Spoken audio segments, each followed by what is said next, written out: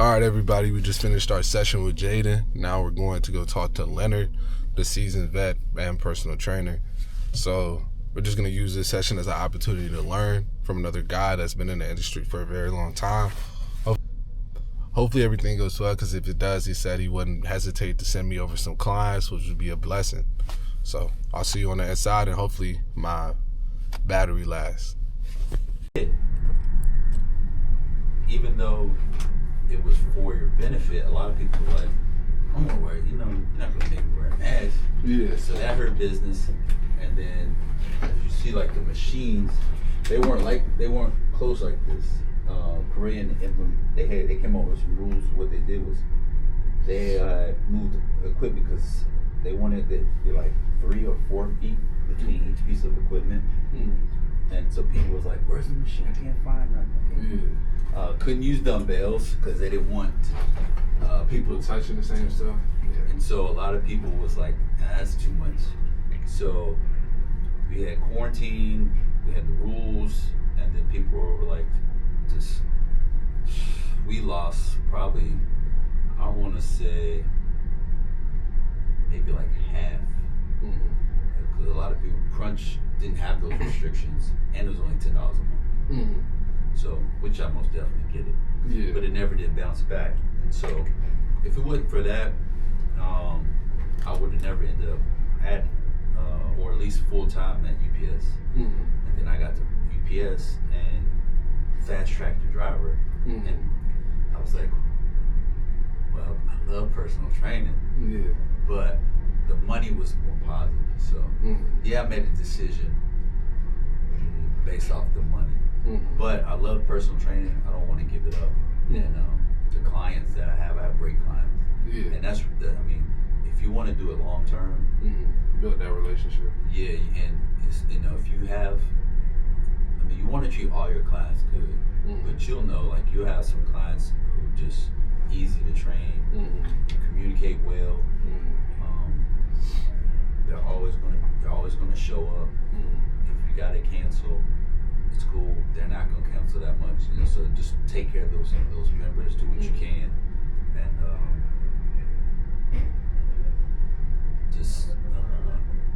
that's it, man. Just be yourself, be approachable, and be unique. Try to be as unique as you can. So if you're working with athletes, if you can connect with young kids, they want to be trained, but young kids also need that connection. They need to feel like coach gets what I'm saying. So when a kid comes to you like, my 40's not good, or I'm not powerful as a running back. What position you play? I'm sorry. Running back. Running back. I changed it. I'm not getting much power. My change of direction is not good. When you can connect with them, it's like, yeah, I get it. And they're like, yeah, coach, you know what I'm saying? And you can show them and help them. Then that helps you too. Yeah. And then you have that connection. That kid's gonna want to come back to you. The kid's gonna want to listen to you and pay attention to what you have to say. And then,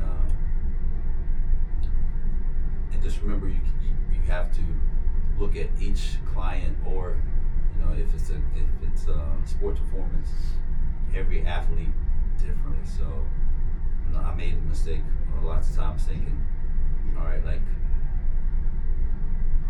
if I have a kid that comes in and he can do an exercise pretty good, and like another kid comes in and they're struggling, like we're doing an agility ladder, and and you probably seen it, and everybody's lined up, everybody's going through the ladder, and there's that one kid that's like, like, what are you doing, man? Pick your feet up, Yeah. That very moment is an opportunity for you to be like, to boost that kid's confidence and keep them on track. Yeah. Or it could be an opportunity to set them back. Yeah. So like, even if they mess up, yeah, you want to push them, but you got to be careful, because like, some kids you can be like, come on, man, pick your feet up. You got to do better than that. Some kids would be like, all right, coach. Yeah. And some kids, it's like a punch in the gut. Yeah, they'll fold. Right, And so just knowing your clients, and it goes same for adults too. Being able to connect and learn how to to coach them and mentor them without beating them down. Like some kids, you know, like you just gotta, man, if you don't get your lazy butt up, man, that's what's gonna push them. And other kids are like, why you so hard on me, coach? You always, you know. Yeah. And it's tough, like especially these days, because and you might even ran into some some kids are just wimpy, man. Like you just, no matter what you say, they're like, look, don't stop thinking about it so hard. Just do what you got to do, man. Yeah. So, but yeah, man. I'm sorry my client didn't come in today, which probably would have been a little boring because it was an older person. I coach travel. We usually start up around February, March. We got kids age 4 to 18. We've had some great kids. We had kids from Bird, Patrick Henry Fleming, almost. I'm trying to think. I think we had every school in this area, Franklin County, Glenburg. We've had a kid come from Radford one year. Kids come from Staten River.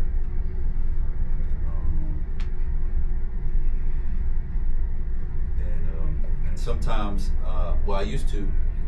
My wife's on the staff, the track team at Fleming, and I was on it, but because of my UPS schedule, I told him not to put me on because I might be taking somebody else's slot as far as traveling with the team.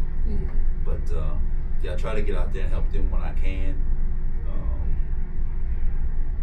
So if football is your thing, you know, like always keep that with you, because is that you feel that come easy to you? Yeah, but I've always played, like, I've played every sport. Yeah. So even for me, like, if I could have like a little series where I'm just learning as much about every, like, okay, this time I'm with football, this time I'm with basketball, this time I'm with lacrosse, this time I'm with track, or even like eventually I want to be able to like go to different colleges, be like, oh, how do you train your athletes? What do you look for when you recruit? Okay, go to another college. How do you train your athletes? What do you look for recruit? Like, do stuff like that. Just kind of, because it has to, for me, I want it to not only like be something that benefits me. Okay, I'm making money. Okay, I need it to be able to something that benefits like other people. Like, okay, you see, okay, they're doing this workouts at this college. If I want to go to this college, I have to be able to get these times, get these numbers, do this, do that. Okay, all right. This is another style of training. Okay, maybe I should be playing more than one sport because then I'll be more functional. Right. I'll have more coordination. You know what I'm saying? Stuff like that. Because if you're necessarily like doing one style of training, like maybe I want to do one time I'm doing Olympic training, you know, the other time I'm doing like powerlifting training or something like that. So just having different variations, just showing people different stuff. Like, you know, teaching, using it to teach, educate, stuff like that. Yeah, the thing about sports performance, like once you get the basics on sports performance, with speed, agility, change of direction, acceleration, top speed, you know, you get those things down. The next is good. That's the basics, and all the strength training, and then learning. The next thing with that is learning how to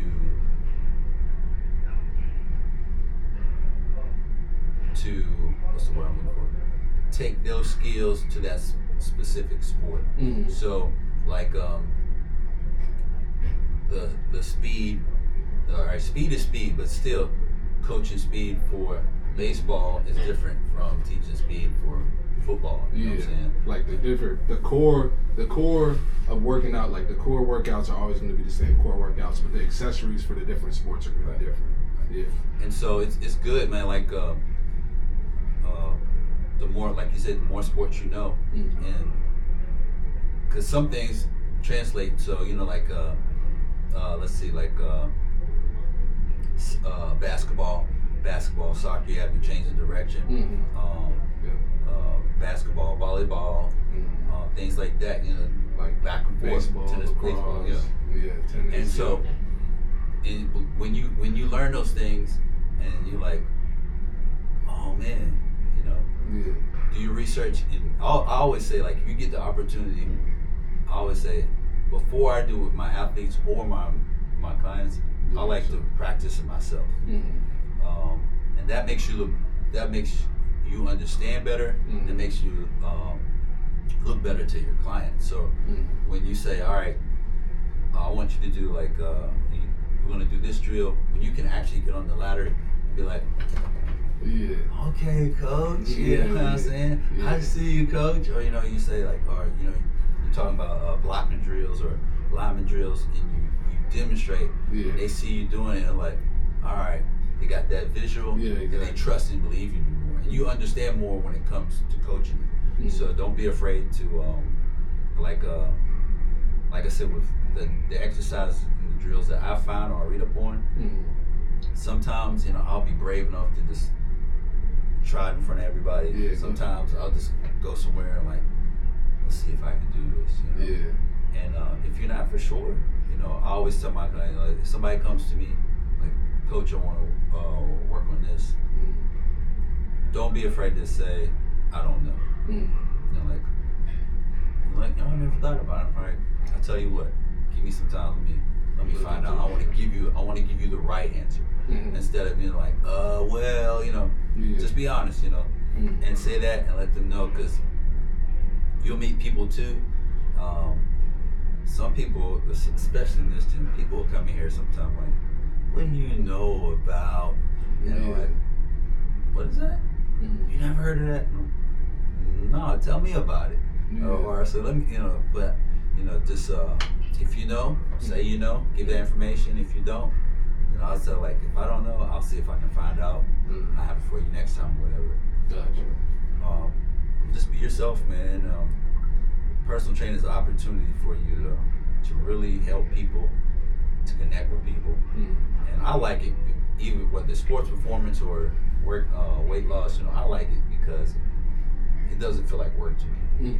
Exactly. I have some clients that sometimes, like, I have to go home. I'm like, what am I going to do with this person? How am I going to get to the next level? But, I mean, that makes you a better trainer too, when you can figure it out. And once again, like, what you learn with one client will help you sooner or later with somebody else. Like, if you're trying to get them, if they have like weak hips, and you're like, man, what's the problem? You try different things, then later on down the line, somebody might have the same issue. You know what? I'm gonna try this. I try this with this other person. Like, it worked. Same with drills. So like, you try to do a drill and they can't get it. And finally you figure out a way to get them a way to coach it better or to instruct it better. And like sometimes I'll say something like, what are you talking about? And then that's an opportunity to be like, all right, my fault. It's my fault. It's not you, it's me. I gotta figure out how to explain it better for you. So like sometimes when a client doesn't get it, sometimes it's that communication gap. Just trying to figure out how you can get your message across better so that they can understand it. And so just learn how to do that and be able to understand that sometimes it's not them, sometimes it's just the way that you're trying to get them to approach something.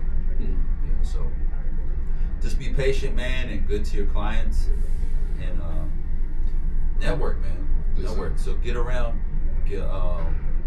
I got your name and number, and if you don't mind, I will send some people your way, man. I'll try to get out. I'll try to get up with you, man, so I can actually watch you. So I can kind of understand. I would like to give you my social media too, because I do post on there too. Okay. Workouts and stuff like that. So and because with my schedule, people always ask me like, oh, can you help me? And as much as I would like to, my wife always gets on me. She's like, why didn't you just tell them, no, you don't have time? And I'm like, let me look at my schedule. But if, I'm the type, man. If somebody comes to me and they need some help, if I can't do it, if I know somebody, I'll shoot you some business. Yes, sir. I don't mind doing that. I just ask, man, just like I said, just be respectful, man. And if you can't do it, oh, hey, Leonard told me, oh, I'm sorry, I can't do it.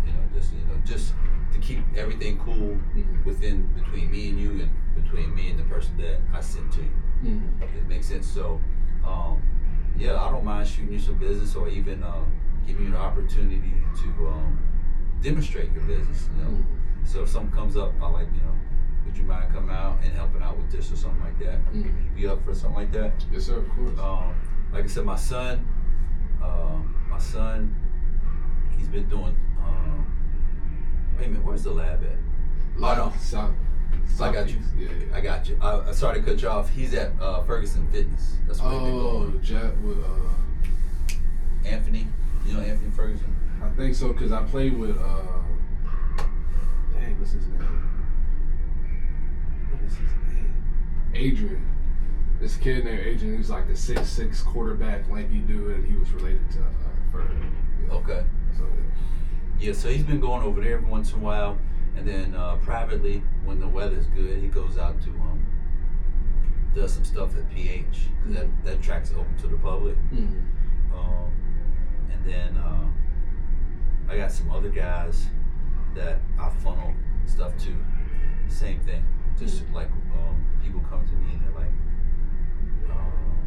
hey, you know anybody can work with my son, my daughter, whatever. And if I can't do it, you have a certain time you like to train? Well, at the moment, it's usually in the afternoons. Well, if I can get group sessions, it's usually around like 4:30, but I just got to figure out what time slots I'm going to be at the lab now. Okay. But once I figure that out, I usually train around like 4:30, everything after 4:30, just like depending on what time they get out of school. Okay. Because I'm free for the most part early in the day. All right. Yeah, let's, I got your information, and then I'll hit, like, I was supposed to do some training here next Saturday, but it got messed up because of the storm. They moved my schedule from Monday to Friday to Tuesday through Saturday next week. So I won't be here next Saturday. But we'll see. We can connect again, and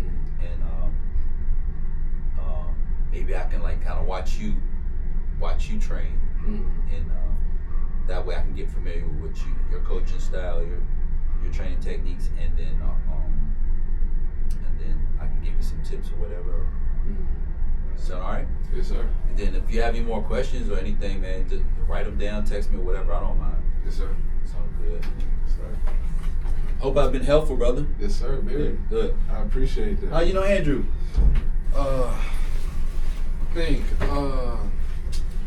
Well, I played with Jesse. When I was at Catholic, I played with Jesse. I think I might have played with Jesse also, just like AAU basketball. Okay. So we played ball with Jesse, and I'm also training Jaden now. Oh. Yeah, I picked up your client. Yeah. Okay. All right. I told him I was like I'm gonna go see your guy today. He's happy.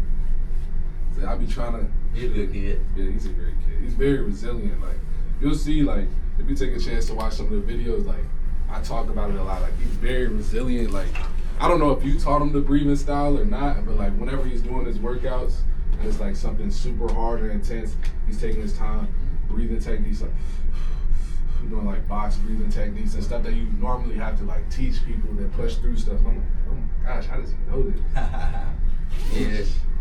Yeah, we was training on Saturdays, and then we had to stop because track, and then school had started.